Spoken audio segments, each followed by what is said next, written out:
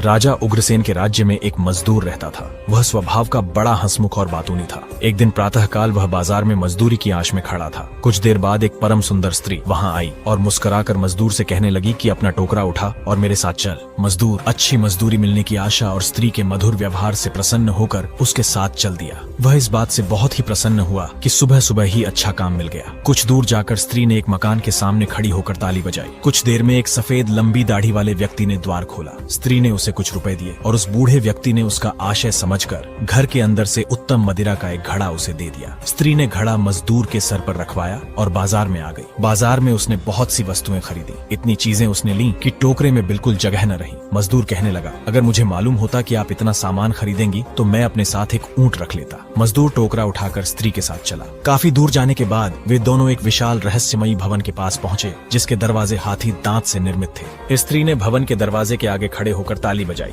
दरवाजा जब तक खुला तब तक मजदूर सोचता रहा कि न मालूम ये स्त्री घर की नौकरानी है या मालकिन। इसके साज सिंगार से तो यह नहीं मालूम होता कि यह नौकरानी होगी। कुछ ही देर में एक स्त्री ने दरवाजा खोला। मजदूर उसका अनुपम सौंदर्य और मनोहारी भाव देखकर बेसुध सा होने लगा। जो स्त्री उसे बाजार से लाई थी वह कौतुक पूर्वक उसकी बदहवासी का तमाशा देखने लगी। लेकिन घर के अंदर से आई हुई स्त्री ने उससे कहा, तू खड़ी खड़ी क्या देख रही है? ये बेचारा सामान के भार से दबा जा रहा है। जल्दी से इसे अंदर ले जा और इसका सामान उतरवा। मजदूर अंदर गया तो दोनों स्त्रियों ने अंदर से दरवाजा बंद कर लिया और उसे लेकर एक बड़े मकान में आई, जहाँ पर बहुत से मूल्यवान नर्म आसन बिछे थे और सुविधा के भांति भांति के मूल्यवान पात्र रखे हुए थे। इन सब के बीच में चंदन और अगर की लकड़ी का बना एक बड़ा सिंहासन भी था। मजदूर यद्यपि दूर तक भारी बोझ लेकर चलने के कारण बहुत थक गया था, लेकिन उस कमरे की सामग्री और सजावट देखकर अपना श्रम भूल गया और वह प्रसन्न होकर इस शोभा को देखने लगा। विशेषतः उसे सिंहासन पर बैठी हुई अतीव सुंदर स्त्री ने बहुत आकृष्ट किया। उसे बाद में मालूम हुआ कि सिंहासन पर बैठी स्त्री का नाम ओजस्वी है। वह उस घर की मालकिन है। जिस स्त्री ने दरवाजा खोला था उसका नाम कामिनी था और जो स्त्री बाजार से उस पर सामान लदवा कर लाई थी उसका नाम रूपवती था।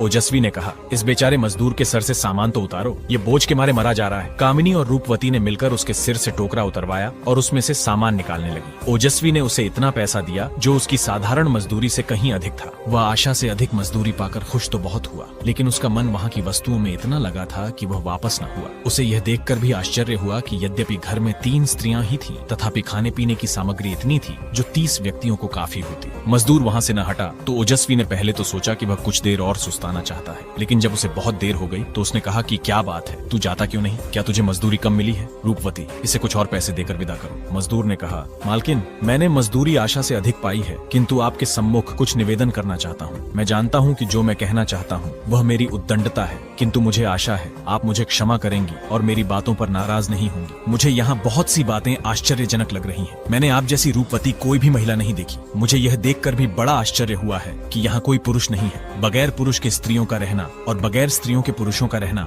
दोनों ही बहुत अजीब बातें हैं। मजदूर बातूनी तो था ही, इसलिए बोलता चला गया। ओजस्वी उसकी बातें सुनकर हंसने लगी और बोली, तू अपनी